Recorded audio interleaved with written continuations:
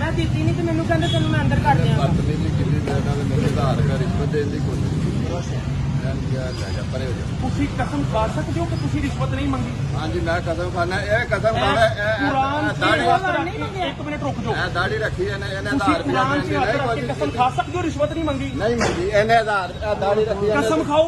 ਇਹਨੇ ਧੱਕੇ ਨਾਲ 1000 ਰੁਪਇਆ ਦੇਣ ਦੀ ਨਹੀਂ ਕੋਸ਼ਿਸ਼ ਕੀਤੀ। ਇਹ ਬਦਤਮੀਜ਼ੀਆਂ ਨਾ ਵਕੀਲਾਂ ਦੇ ਨਾਲ ਬੰਦ ਕਰ ਦਿਓ। जी मेरा हाथ फड़ के कहना तेन ਯਾਰ मैं अंदर ਤੁਸੀਂ दे ਮੈਂ दूंगा ਕਹਿ ਰਿਹਾ ਨਾ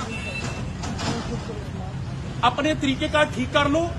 ਇਹ ਵਕੀਲਾਂ ਦੇ ਜਿਹੜੇ ਤੁਸੀਂ ਹੱਥੇ ਚੜਦੇ ਹੋ ਤੇ ਉਹਨਾਂ ਦੇ ਯੂਨੀਫਾਰਮ ਪਾੜਨ ਦੀ ਕੋਸ਼ਿਸ਼ ਕਰਦੇ ਹੋ ਨਾ, ਤੁਹਾਡੇ ਉੱਤੇ ਇਸਤਗਾਸੇ ਲਾ ਕੇ ਅਸੀਂ ਰਿਮਾਂਡ ਬੰਦ ਕਰ ਦੇਣੇ ਨੇ।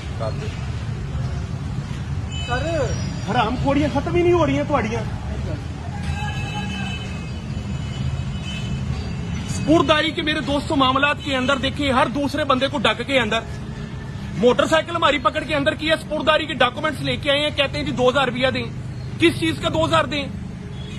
आम बंदे से मांगते हैं, वकील साहब आए हैं उसकी मदद करने के लिए वकील साहब से रिश्वत मांगते हैं, उन्होंने देने से इनकार किया, हत्थे पड़ गए हैं।